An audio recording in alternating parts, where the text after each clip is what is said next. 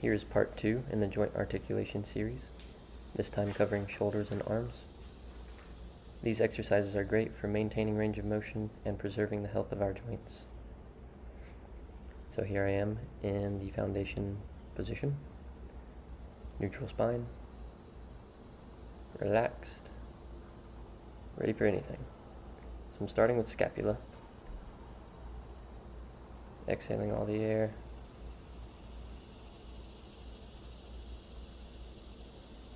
inflating and retracting, shrugging shoulders up, protracting, bringing them back down in a circle, back, up, down, back. So notice I'm not moving neck or any other part of my torso. It's merely my scapula moving around everything, not compensating with other parts of my body. Learning to feel the shoulder girdle move individually. So now I'll go through the shoulder joint, trying to isolate it from the scapula. Exhaling air, starting in an externally rotated position. Inhaling around front of the body into full flexion. Internally rotating at the shoulder, back into extension, and back to the front. Inhaling again for stability, back into extension, rotating into external rotation, flexion, and back around. So again, trying to isolate the shoulder, not use the rest of my body. This is joint specific movements. Full flexion, externally rotated, rotating into internal rotation to come back around into extension, repeating, extension, rotating externally to come back around. Switching sides now. Same setup, exhaling, relaxing scapula, protracted away from spine to take up as much space as possible.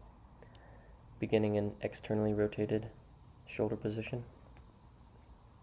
across midline, up into flexion, internally rotating shoulder, back into extension, and in front. Inhaling to start. Extending, rotating externally, flexing down. So we're trying to hit every corner of this ball and socket joint. The nice thing about these joints is that they have huge ranges of motion. You can go in a full circle almost if you're wide open. But they're easy to injure because of their range of motion. So we need to practice its full range, hit all these spaces so that our body is familiar with them. Here we are at a back view. I'm going to show you what I mean with the scapula. So that's retracted, protracted, retracted, protracted. Protracting the scapula takes up space in this chain of tissues that goes all the way from spine to fingertips. This allows us to get a better stretch. We're also training our body to be stable in a protracted position. Again, not shrugging shoulder to reach higher. We're not looking for any particular end range or goal. We're trying to isolate the joint. So again, not twisting body to get further into extension. Only the shoulder's capacity is being practiced here. So back into extension, not twisting my body. Trying not to move my scapula as much as I can, but they do move some. They move a lot, really, but trying to use them as little as possible. So here we're going to do elbows. Same thing, wide scapula. In all of these arm stretches, wide scapula. So beginning flexed, exhaling, into extension, feeling my bicep being stretched by my tricep. These are the two main muscles that manipulate the elbow. Now rotating at the forearm internally to stretch the other side. You should really be able to feel a good stretch here, especially if your scapula are nice and wide. This will take up any slack in the chain of tissues. Nice and steady. Not trying to yank anything further than it wants to go, but definitely wanting to feel a good stretch. Hitting both sides. And you can feel the stretch all the way down into your fingertips if you're doing it right, especially if you're tight like me. So back view again to see the scapula. Not retracted, protracted, nice and wide. This also allows us to breathe into that space that I've mentioned between the scapula that is notoriously tight, our thoracic spine, our posterior rib cage. This is very difficult to breathe into for most of us because we spend time breathing in our chest or in our belly or our neck.